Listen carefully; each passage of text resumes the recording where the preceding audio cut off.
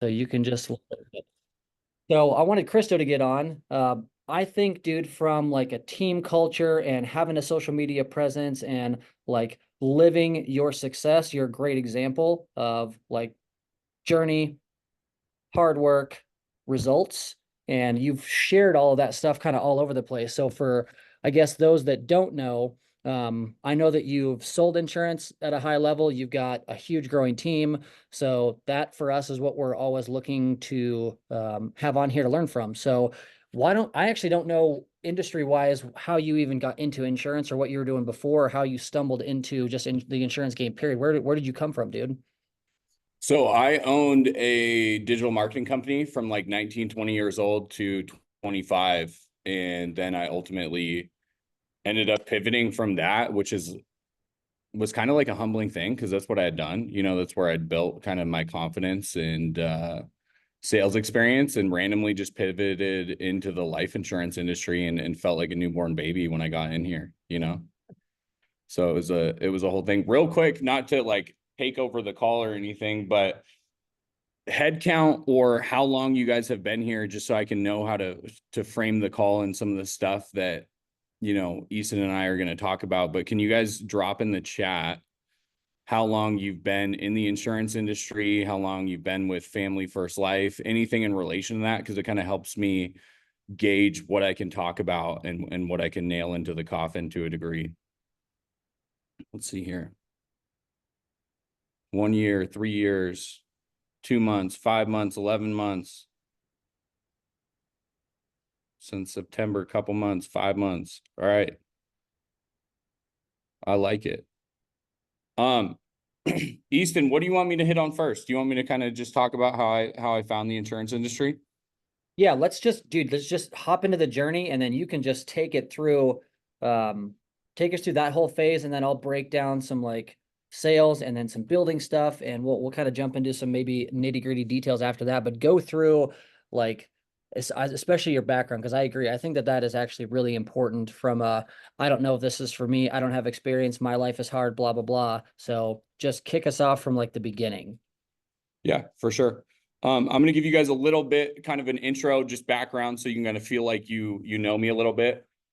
I was born and raised on a super small island in Washington. It's called San Juan Island. It's like, I don't know, 12 miles wide and 20 miles long. So super small place, like no stoplights, no fast food, no chain restaurants. Like I would hitchhike to my friends' houses in the summer or go ride a dirt bike if we financially were in a spot where we had one, and go hang out with buddies. So super, super small town, super small place, very humble beginnings.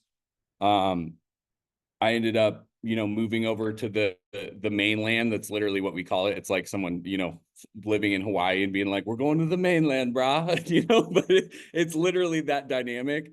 And I moved up to the big city with stoplights, chain restaurants, fast food, all stuff like that.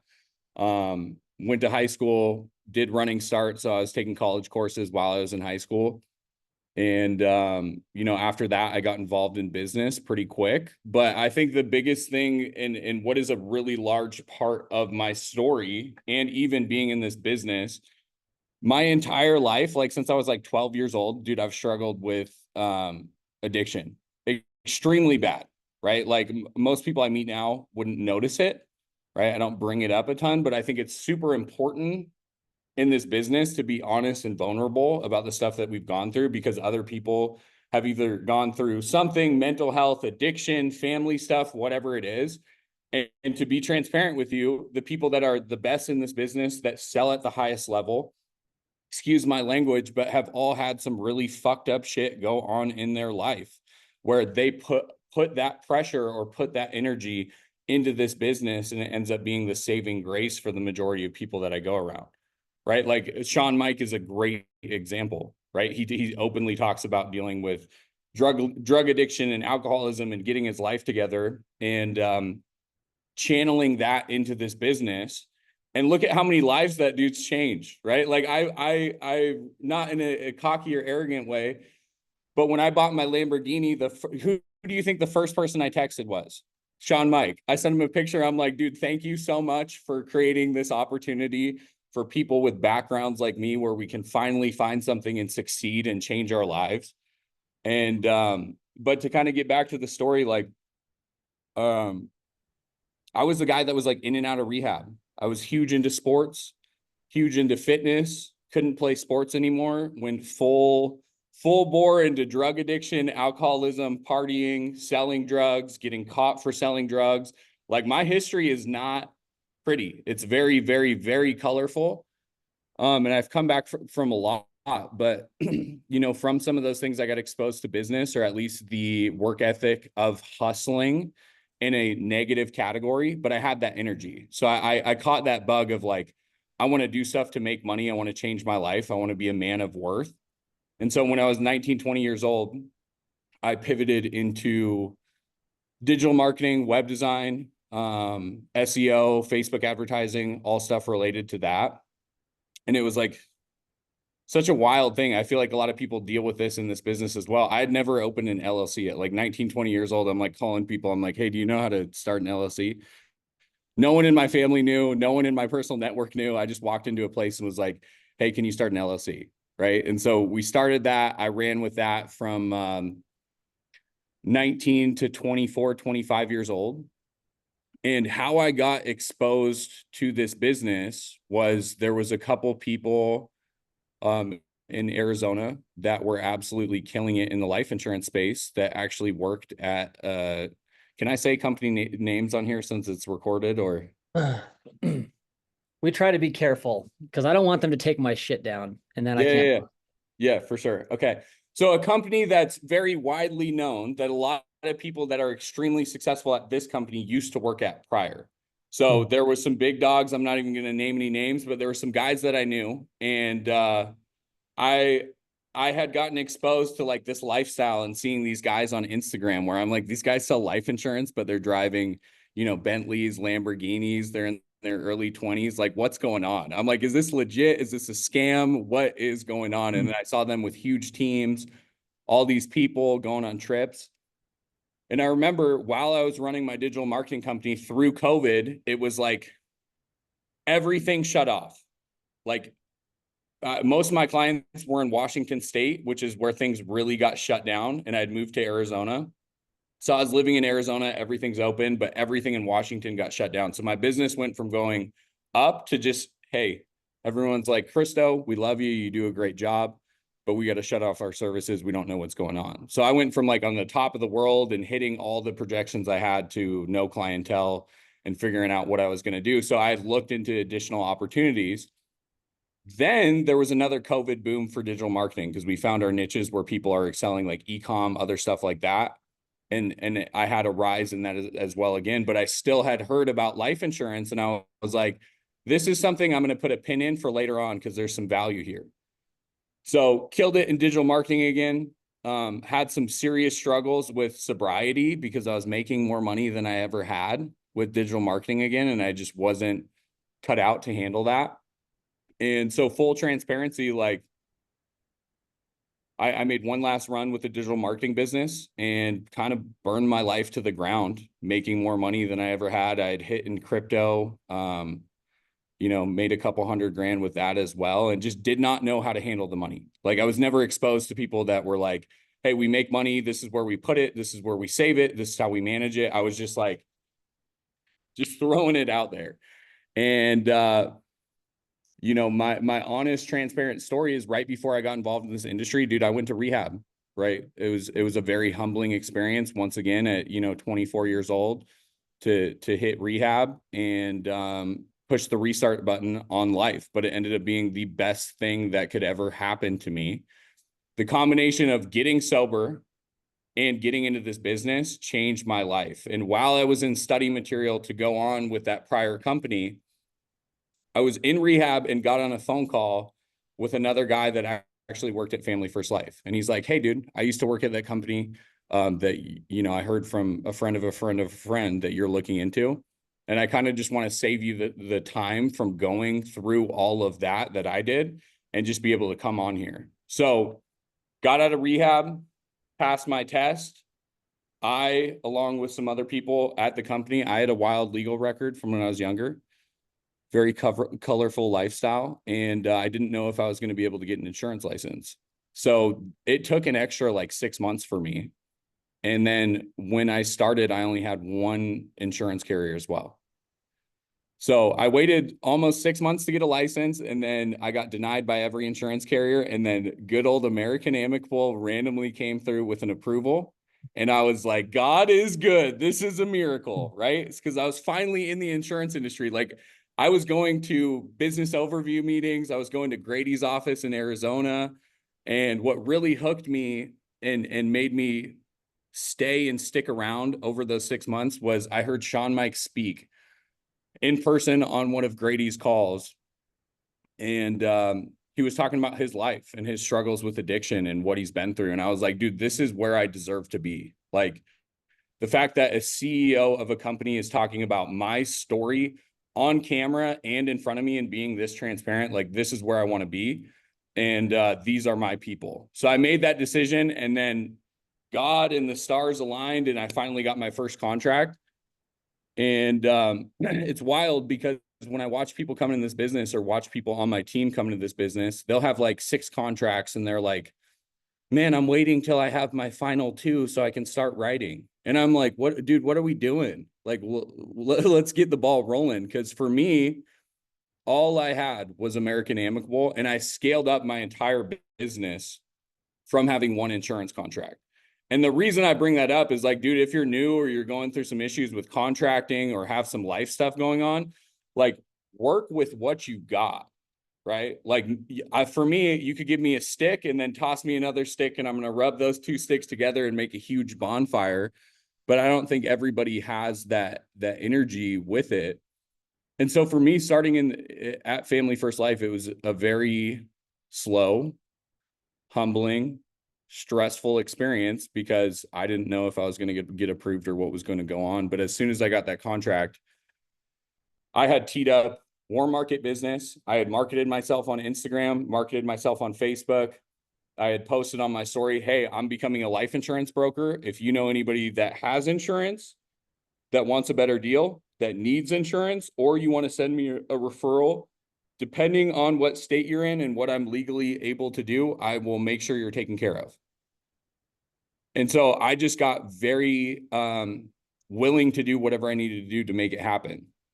And I remember I was sitting in my busted ass apartment alone at like the lowest point of my life after building this empire and making the most money I'd ever made. And I'm sitting at my house looking at my checking account, and I had like $211 in my account. And I had just written 2 or 3 policies from people I knew that I had marketed myself. I didn't have a paycheck coming yet. The effective dates were pushed out a little bit. And I just remember having a conversation and living in fear, being like, I need to buy leads, but I don't really have the financial resources to. And that was just a point where I'm like, dude, I'm already broke. Like it's $211 or $203, whatever it is. Like I might as well just bring it all the way down to 0. And I bought, I think 6 months old leads through the CRM. And I was just like, I am going to make this work by any means necessary. Like I need to make this work. And I ended up calling literally the first guy. This is not a lie. This is factual. I don't know if it was God or karma or whatever energy I was putting out into the universe. The first guy I called didn't even remember filling it out. And I sold him a policy. It was like $1,600. And I was just like, the seal has been broken. That guy, You're like, I can do this now. yeah, for sure. And I'll be real with you, that guy charged back, but it gave me the capital that I needed to be able to invest in leads. He charged back like 4 months later. I definitely did not cement the sale. I wasn't on a Zoom. I didn't have, coaching or people around me. Like I did not plug into a system initially, but it gave me the capital to be able to invest in leads. And it's funny because I think that energy of being willing to invest everything that I had into this business right out the gate, like take it all, even though it wasn't a lot, it was a very little, but it was all I had. The universe rewarded me for that energy, and I was able to turn those couple sales into, well over 7 figures over the last 3 years. which is, I think, a miracle that a lot of people are missing out on because they're so afraid to go all in a business. Because guess what? Like, while I'm looking at all your guys' faces on this industry or on this screen, dude, if you go all in, guess what? You've all of a sudden become the most accountable person to your business. You're like, I have everything floating on this. I need to be working all the time. I need to be working a schedule. I need to be waking up and praying and meditating and working out before I actually even start my day. Right. And I need to do it earlier and wake up 3 hours earlier so I can be prepared and be on the phones by 8. And so for me, the pressure was so extreme, and I intentionally did that because I operate well under pressure, that like there was no option to be like, yeah, man, I want to go on a vacation. Right. Like I was overcompensating for all the negative decisions that I had made previously in my life at that current moment. I was like, this is not a season of fun. This is not a season of excitement. This is a season of me digging out of the fucking ditch that I dug myself into. And I was making sure it was the last time I was going to do it. Right. And so with getting into the industry, dude, it was not a pretty beautiful start. I didn't have all this team camaraderie or support around me. But I knew for me, regardless of what anybody else was doing in my upline, my sideline, downline, whatever, like I need to do this for me. I need to make my mom proud. And I need to rewrite the code that I've been living in my life. Because where I was at, I just felt like a straight up fraud. You know, I'm like, I built this business, I built this other business, I burned it to the ground. Like, this needs to be the thing that changes my life and funds all the other stuff that I do for the rest of my life. So I think for some people, it's not as extreme as that, but I applied the pressure to myself, and it ended up working well because I just got way more accountable right out the gate. Well, I like the pressure stuff. I think it's kind of like a catch 22 where it's like, hey, I'd like a little capital to start my business, but dude, if you're coming into this specific style of business and you're already broke, you literally don't have anything to lose anyway. Like, what are you going to lose? Another dude, you only have $500. So if you lose $500, like, it's not going to like swing your life either direction. Now, I'm not saying if you have like a bunch of kids and, all these responsibilities, like, try to see if you can make everybody homeless so you have good pressure. It's not the point that I'm making, but that necessary pressure and high level of stress, and like, dude, it's my last $200. I think you hear a lot of that here. Like, dude, I had nothing. I was up against a wall. I had the choice to take the risk and execute, or just go back to get a regular job, which is equally as risky, because then what if you get stuck for 20 years and you hate it? So I like the pressure stuff, dude. And um, the next thing that I guess I want you to pivot into is, like, you mentioned that, hey, early I didn't have, a mentor or people around me, maybe like that you could get your hands on all the time. So how did you find that, or who did you look to, and how much of an impact was that, like, finding someone that could actually help you in our business, like, start to move forward? Or did you just say, did you figure everything out kind of like solo? What was that like for you? So initially, like, now that I look back, if you asked me in the moment, it would have been a different response. But like, I didn't know a lot of people in the industry, so I didn't plug in. Like, I didn't know how to plug in, really. It wasn't like there was all these people that I knew each other from prior companies or whatever. And I think my brain was kind of just like looking for the lone wolf mentality to a degree. But what ended up happening is, I think like 2 or 3 months in, I really got plugged in because I was writing between, like, I don't know, 10 and 15K a month. Like, I was paying my bills and whatever. I think I did like 18, 12, 9. It was just like, I'm doing decent. I was depositing money. And then it was like, this is not the money that I want to be making. And so I reached a point, and I was in a spot of like humility in my life where I I reached out to somebody that was like an agency owner that was in my hierarchy, that I found out was like, hey, you're in my hierarchy. And I'm like, hey, bro, I need to get on the phone with you. Like, I'm willing to do whatever you tell me. And that's when I started plugging into a Zoom. I got a super consistent schedule. I ended up going to my first lock-in. And even those things right there, like plugging into a Zoom, working a consistent schedule, going to a lock-in, everyone's like, yeah, that's super obvious, but I actually stuck to the schedule. I reached a point where I'm like, hey, I'm going to do everything this dude tells me. That way, if it doesn't work, I can be like, it's on you, right? Like, I'm going to do everything that's suggested, recommended, required, whatever it needs to be, so that I know I'm doing everything that I need to do. And no one can call me on shit. Like, I just need to do that baseline. And I was also doing the same thing in my recovery as well. Like, these two things are hand in hand. Like, I don't just stay sober because I'm like, hey, I want to be sober. It's like I have to do consistent work to keep that. And then with the work side of things and family first life, I have to do consistent work to build a business, to sell at a high level, to change my life. And so I think the biggest moment that I ever had was I went to a lock-in, was super nervous, didn't really know a ton of people there, and got exposed to a single mom that it was her first 2 weeks selling insurance. And I watched her write $25,000 in 3 days. Like, I was like, what? I was like, this is crazy. Cause it's not just like you see it, you see a promotional picture, wrote 25 families, whatever it is. Like, I saw it, I heard the word tracks. I watched her get hung up on. I watched her pick up the phone again and just go and go and go. And she had a huge why. And that was really cool for me to see. And that was the first time in 3 days I wrote 15K, and it was, protected 15 families, and it was all effective immediately.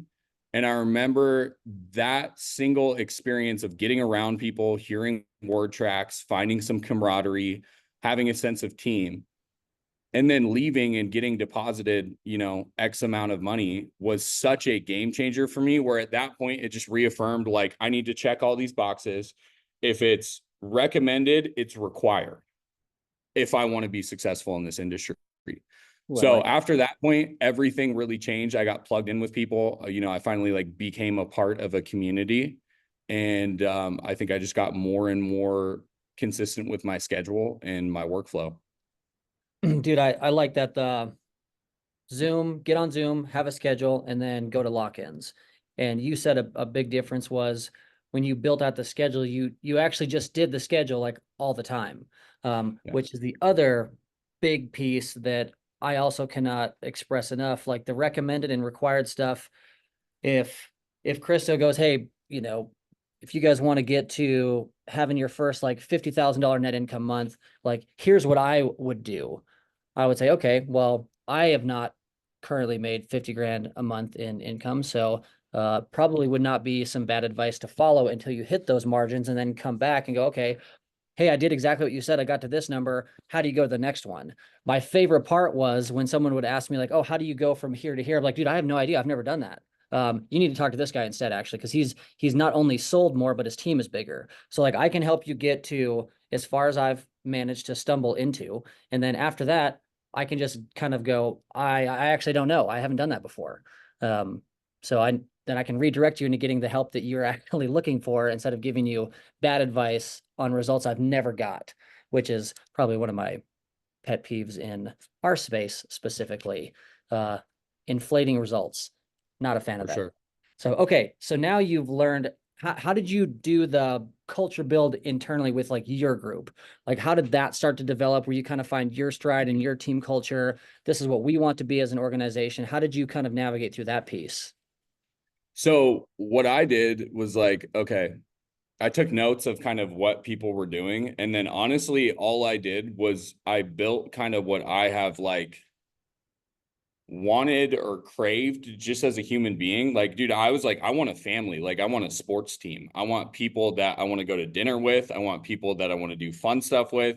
I want people that are down to go into battle with me, which sounds really cool, but to be real with you, it's hard to find. Like, you have to go through a lot of people to find people who are really about business, like people who are really willing to stand on business. But transparency, once again, you guys, when I had gotten out of rehab, in my life was at the lowest point it could possibly be. Like, it was a straight up joke.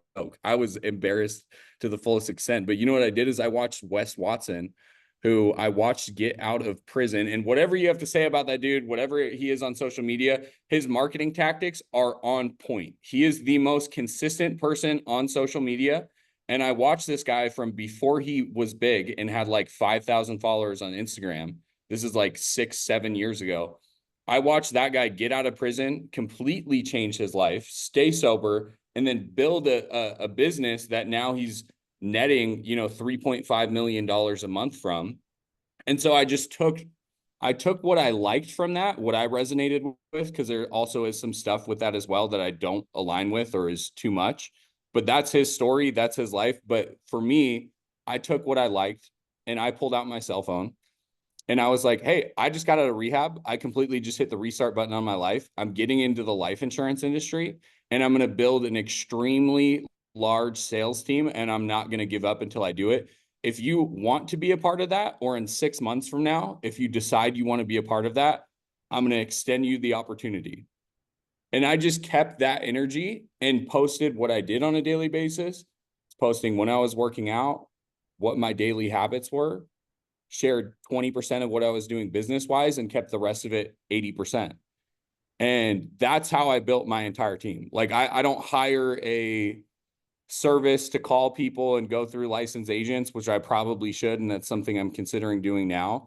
But my entire team was built based off social media and growing it from a small following and not being at a cool part in life where you're like, initially people are watching it and it's probably like, dude, look at this dude. He's a joke.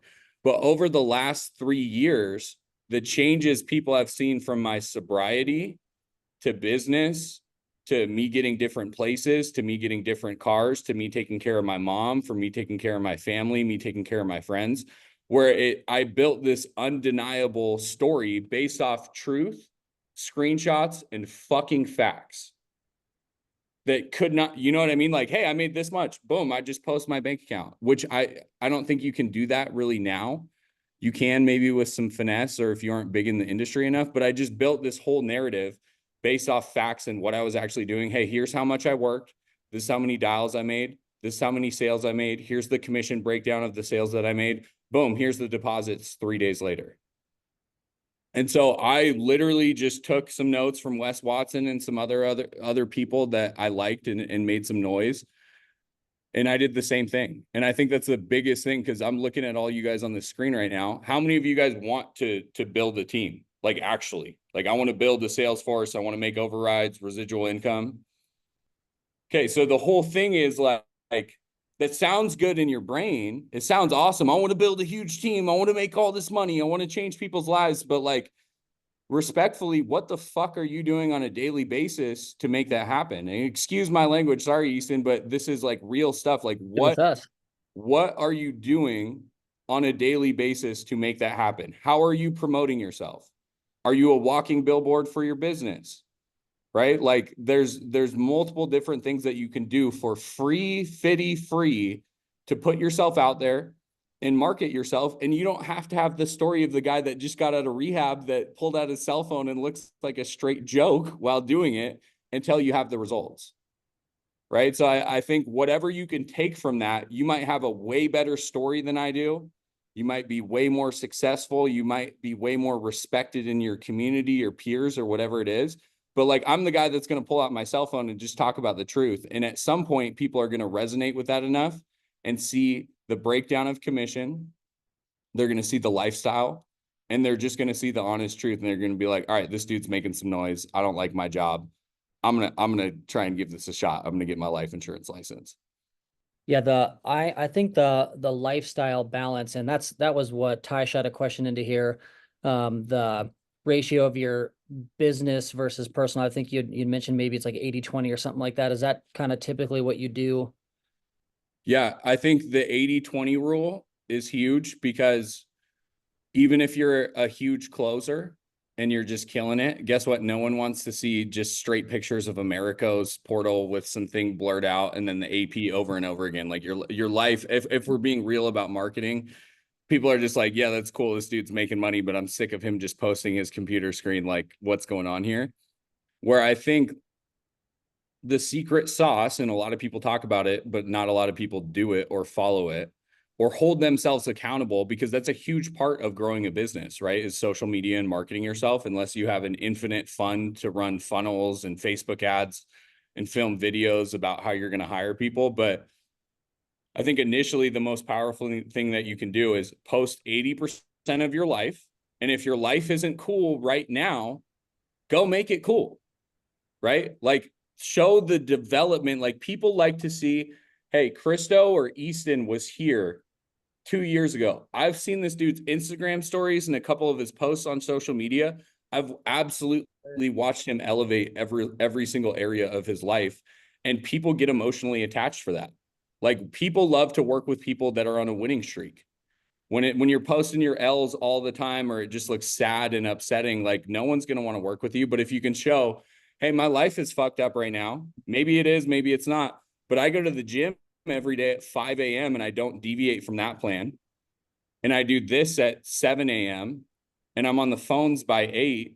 I'm posting the sale I got by 12. I'm going to make another sale by 4, or at least end the day with 5, 6 presentations, and then go do something else outside of that. Like people will like that energy. It's not going to be immediate, like, hey, I have 50 people reaching out to me. But I think for everybody, if you can start today and plant your feet in some cement and not let yourself deviate from the plan, like over the next 365 days, if you start marketing yourself and use the 80-20 rule, share about your life, share about your wins, share about your losses, right? Show the new car that you got because you worked your ass off and you stuck to a schedule and you went to the gym every day at 5 and all these things. Share your life with people in a non-arrogant or cocky way and show them that it's possible. And you will all of a sudden end up realizing that you have created a funnel for people that want a better opportunity, a better life, and want to be a part of what you got going on. Dude, the biggest so brand and culture are very intertwined, I think. The the thing that will slow down, I think, the social media is, dude, I was really consistent for a month, Christo, and like nobody reached out to me. Like nobody wants to hang out with me now. That's not how it works ever. Like the whole point of being consistent over a long period of time, it's the same thing as like, dude, I want to build and exit something in 24 months. Like, why not just see how big and sturdy you can build a huge company over an extended period of time? Like, it doesn't have to be this, I'm on a 2-year timeline. Like, and if I haven't hit my exit and I don't get to sell my company in 2 years, I've somehow failed. Dude, it's just like this is the biggest thing that I picked up from deep diving into some Hormozy stuff, dude, is just the longevity of your goals. You should say, what can I create that I can do until I'm 80 years old or dead? Like, and if I can just build something that will continue to grow, that I can not have to be like at my sales desk to generate the revenue, like I can build this, this team concept. That's the social media game. It's over time. You're never going to get a player because you posted for 30 straight days. I don't think that's how it works. Now you may catch some luck here and there, but typically if you're going after A players, which is everybody, if you're building a team, like you have to hunt down some A players. People that have bigger goals, maybe more experience, hopefully better than you. That's ideal scenario. But dude, you're so consistent from like broke to better to like doing really well. And I think that that's what is the scariest is people, hey, maybe it's 4 months, maybe it's 6 months, maybe it's you had a consistency for a year, but you're not seeing this explosion like you promised on the call, Krista. You said if I was just, dude, it doesn't have to be a weird timed out thing. You just have to kind of be sturdy and showing up consistently. And that I think is what you've done really, really well from a branding and a team building standpoint, which is why you see such good culture, is you just always show up and are always consistent. And that's why you have such good, rapport is kind of a weird word, but you have really good relationships with the people in your group. Like I would say probably at a 90% clip, if that's fair. So from a building or selling standpoint, I want you to kind of get into what are you doing specifically? So social media presence was huge for your build. Maybe you want to go through some building or sales specifics that you're like, hey, if I could have adjusted something from a sales or a building standpoint, like, Chill out, man. hold on, somebody's Let's feed yapping. and shit, man. Who's that? Caleb? God damn it. Just kidding. All right, you're live. What maybe some specific stuff that I can pull out, like, hey, I'm trying to figure out how to like grow a little bit faster. What's something that you would have adjusted sooner, or even just selling? Any one of those two categories, some specifics that you would change or do. So one of the biggest regrets that I have was not getting an office in Arizona January of this year. That's probably the biggest mistake that I've ever made in this business because we ran everything off Zoom and I was super profitable. We had for Zoom culture, we had probably the best, but that only lasts for so long, which is why I love that you're talking about, open up a new office and stuff like that. Like I got on that train late and it ended up costing me some people, right? Like I had some people that were like, uh, and let me be real about this. However real this was, and someone being transparent and accountable of like, hey, maybe I just don't want to work, but I should have gotten an office. I should have already had a second office by now. That's probably the biggest thing that I've done that stunted the growth because I was afraid to. They wanted like a 3-year lease signed and I let that stunt the growth. And honestly, it ended up me getting a couple people that were taken off my team, went to other places or whatever because of that aspect where if I would have gotten an office at a key time, it would have changed the game. But I think overall to kind of answer your question specifically, um, I think that while you guys are selling, right? Everyone's ripping the phones, dialing. All of you guys, for the most part, are working on Zoom right now, correct? Yeah, we've got a ton. We probably have like 30 to 40 in and out of our Denver office. And then, the rest are kind of scattered all over the US on Zoom. For sure. So while you guys are doing that, how many of you guys, let's be real, how many of you guys are just scrolling on TikTok or Instagram or just trying to keep your brain excited? Can I get none of you guys are scrolling through Instagram? I get sucked into the void. Dude, I do as well. Like, I mean, let's be real. There's a babe, there's a cool car, there's this and this. While you're dialing, you get sucked into something. One thing that I would do if I were you guys and looking at building a team is while you're dialing, I would consistently be messaging people at other companies. You can go to, we're not naming names, but there's like 5 main companies that you can go to. They all have their team pages. And guess what? They're getting paid 1/3 or half of the commission doing the same exact shit that you guys are doing on a day-to-day basis, or even harder to earn a third or half of the commission. And while you're dialing the phones, getting some wins on sales and increasing your income or getting the mandatory income, I would be taking those shots at picking off a couple A players at least starting those conversations. Some of the best conversations I've had with people that I've taken from other companies and put in a better position here were started while I was on the phone with the client, getting beat up on the phones, getting hung up, whatever it is. And then 6 months later, 3 months later, that conversation came to fruition and they're like, dude, I've had enough. I'm ready to come over there. So while you're planting seeds with clients and ripping the phones, I would be planting seeds with other people in the industry as well and compressing time. I'm all about compressing time, right? When I came into this industry, the people I have in my upline, it was like all over FFL, fastest growing agency, all this, all that. And that was awesome. But I'm like, how do I be the fastest growing person that's brand new to the industry? Because a lot of these other people came over from other companies and new people, and they just automatically transferred over. So for me, I'm like, how do I compress time and be one of the fastest growing people of new agents that didn't come from another company? And so I think a huge thing is people sleep on multitasking and writing down, hey, I have a goal today to send out 30 messages that are intentional to other people at other companies. I have a goal today that if I get no sales, I'm going to make at least 600 dials. And I'm not going to stop until I at least have 6 presentations, whatever that looks like. And I feel like when I started, it was like 1,000 dials a day. You're making $1,000 a day on average. It's kind of gotten watered down since that point, to be real, because a couple of years ago, it was just straight dogs and people were saying that. Now it's like, there's this convenience play of, oh, you have this marketing drip campaign. You only make 40 dials a day. Then you have this over here. For me, it was 1,000 dials a day. You have the opportunity to make $1,000 a day. And so I think with that, harnessing that energy and just capitalizing on your time so you can compress the amount of time it takes for you to be successful and deposit income in your account because one thing I know is you're always 3 sales away from feeling like $1 million, no matter where you're at in this business. You could be broke as fuck, down in the dumps, have relationship issues, have family issues, whatever it is, and you are 3 sales away from feeling like $1 million.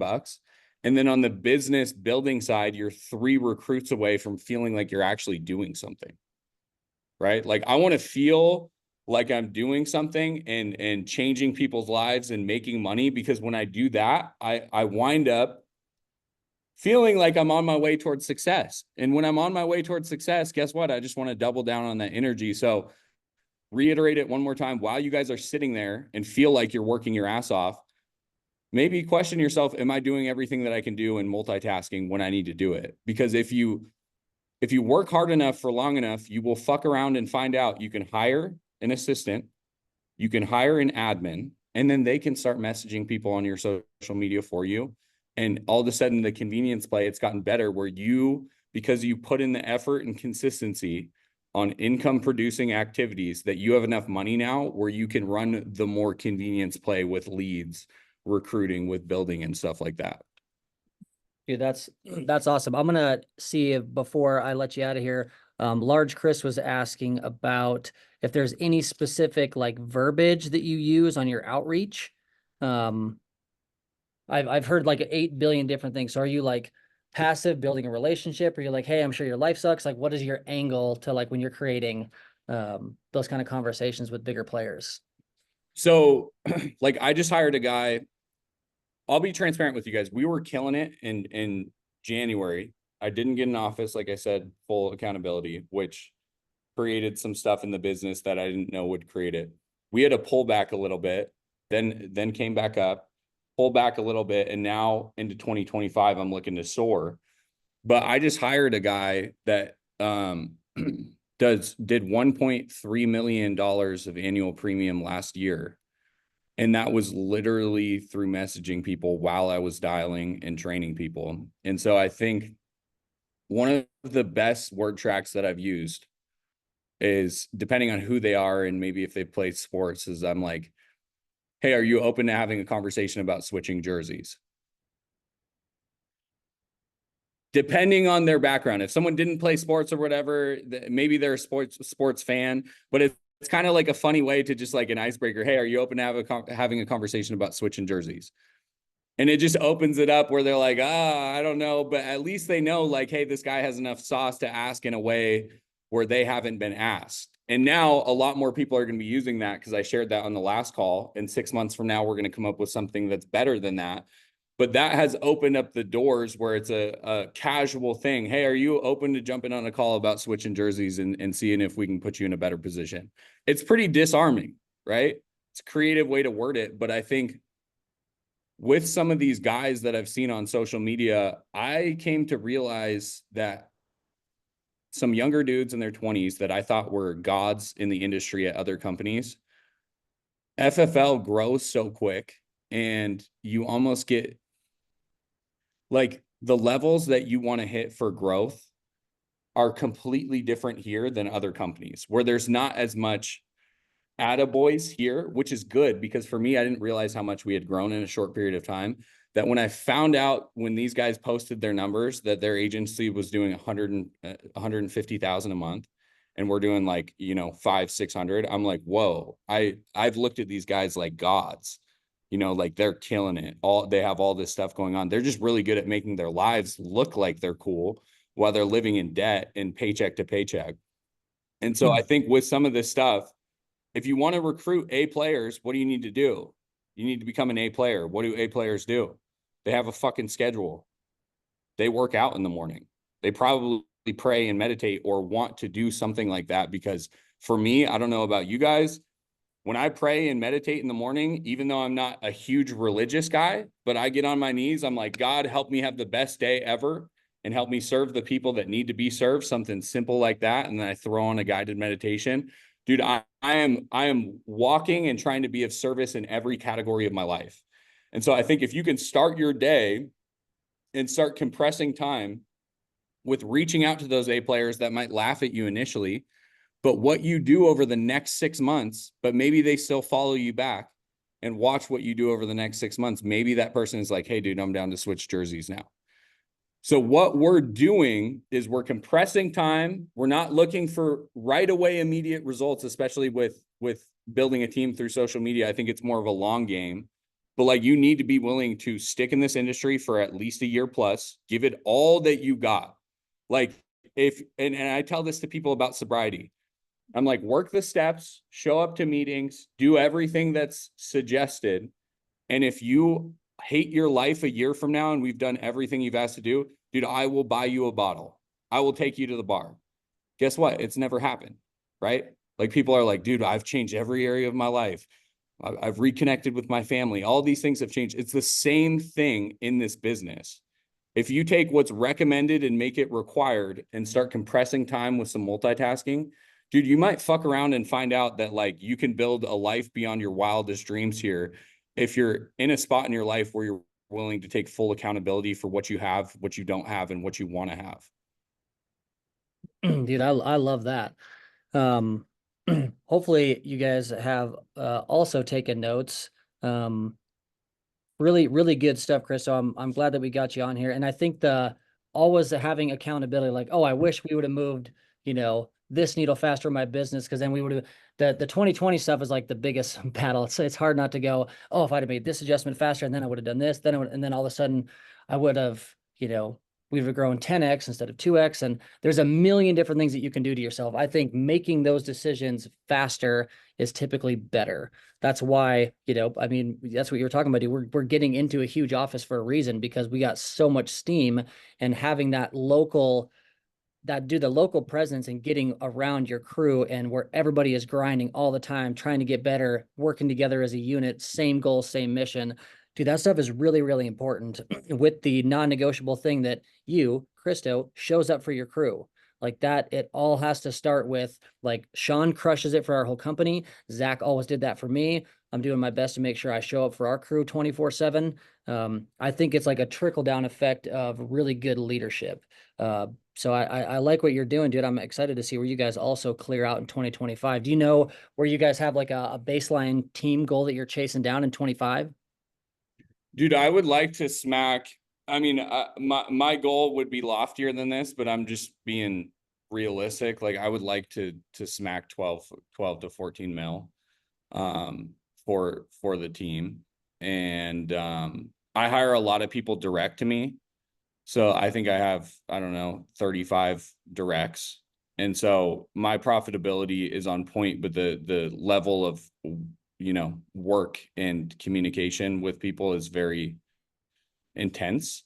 And so when I'm saying numbers like that, for me, it's a lot more profitable. But my goal is, I really want to get as many people as I can to, earn over six figures their first year in this industry. And we got a lot of people transitioning over from solar, which is kind of answering Nick's question. Are there any other industries outside of insurance? Solar is a great industry, pest control.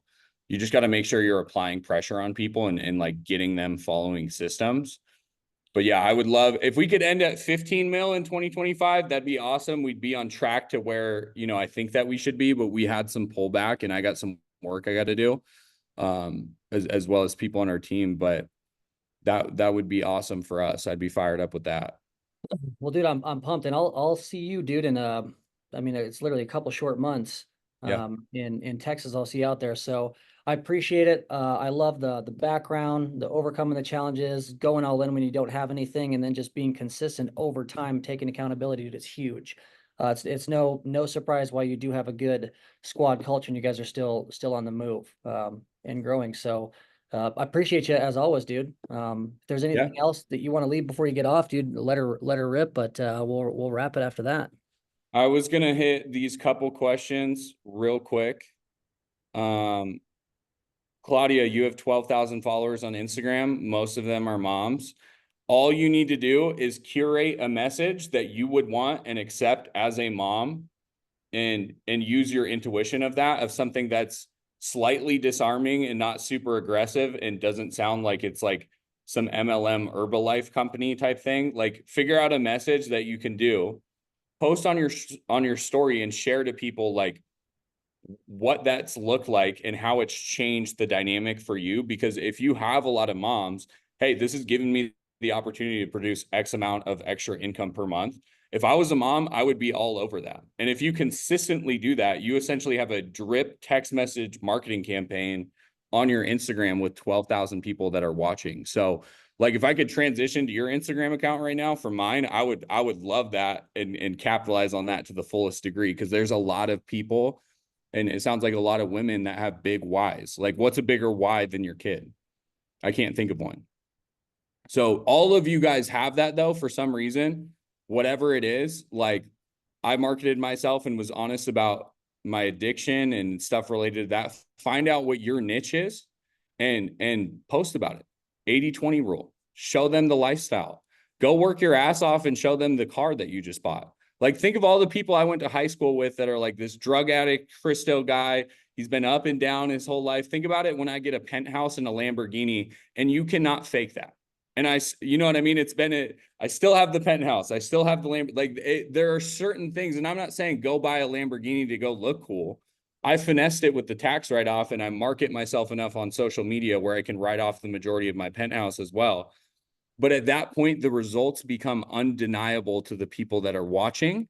And they're like, okay, he's figured something out. So for moms, go create that in the mom world of what that looks like.